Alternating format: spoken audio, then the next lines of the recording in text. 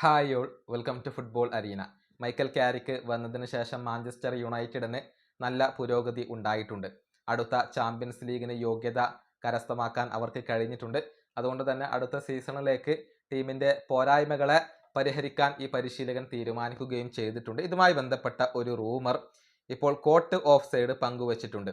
അതായത് നല്ല ഒരു സ്ട്രൈക്കറെ കൂടി എത്തിക്കാൻ യുണൈറ്റഡിന് ഇപ്പോൾ താല്പര്യമുണ്ട് എന്നാണ് ഇവർ റിപ്പോർട്ട് ചെയ്തിട്ടുള്ളത്. ബെഞ്ചമിൻ സെസ്കോ അവിടെയുണ്ട്. പക്ഷേ പ്രതീക്ഷിച്ച പോലെ തിളങ്ങാൻ സെസ്കോക്ക് കഴിഞ്ഞിട്ടില്ല. അതുകൊണ്ട് തന്നെ മറ്റൊരു സ്ട്രൈക്കർ കൂടി അവിടെ ആവശ്യമാണ്. അദ്ദേഹത്തിന് ഒരു ഫൈറ്റ് നൽകാൻ വേണ്ടി മറ്റൊരു സ്ട്രൈക്കറെ കൂടി മാഞ്ചസ്റ്റർ യുണൈറ്റഡിന് ഇപ്പോൾ ആവശ്യമായി വരികയാണ്. അതുകൊണ്ട് തന്നെ 5 താരങ്ങളുടെ ഒരു ഷോർട്ട് ലിസ്റ്റ് യുണൈറ്റഡ് ഉണ്ടാക്കി കഴിഞ്ഞു എന്നാണ് അറിയാൻ സാധിക്കുന്നത്. അതിൽ ഒരു താരം നൈജീരിയൻ സൂപ്പർ താരമായ വിക്ടർ ഒസിമൻ ആണ്. നമുക്കറിയാം, തുർക്കിയിലാണ് അദ്ദേഹം ഇപ്പോൾ കളിച്ചുകൊണ്ടിരിക്കുന്നത്. അതുപോലെ തന്നെ റോബർട്ട് ലെവൻഡോസ്കി മറ്റൊരു ഓപ്ഷനാണ്. നമുക്കറിയാം, ഫ്രീ ഏജന്റ് ആണ് ലെവൻഡോസ്കി. ബാഴ്സ വിട്ട് കഴിഞ്ഞിട്ടുണ്ട്. പക്ഷെ അദ്ദേഹം സൗദിയിലേക്ക് പോകാനുള്ള സാധ്യതകളാണ് തെളിഞ്ഞു കാണുന്നത്.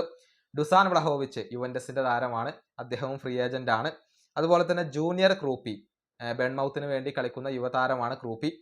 മോശമല്ലാത്ത രൂപത്തിൽ കളിക്കുന്ന ഒരു താരമാണ് അദ്ദേഹം. അതുപോലെ തന്നെ ജീൻ ഫിലിപ്പെ മറ്റേറ്റ, ക്രിസ്റ്റൽ പാലസിന് വേണ്ടി കളിക്കുന്ന താരമാണ് ഇദ്ദേഹം. പ്രീമിയർ ലീഗിൽ പ്രൂവ് ചെയ്തിട്ടുള്ള താരമാണ് ജീൻ ഫിലിപ്പെ മറ്റേറ്റ.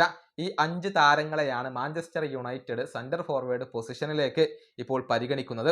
എന്നാൽ ഒസിമന് തന്നെയാണ് അവർ ഏറ്റവും കൂടുതൽ മുൻഗണന നൽകുന്നത്. ഒരു ഡ്രീം ടാർഗറ്റ് ആയിക്കൊണ്ട് ഒസിമനെയാണ് അവർ പരിഗണിക്കുന്നത് എന്നാണ് കോട്ട് ഓഫ് സൈഡ് പറഞ്ഞിട്ടുള്ളത്.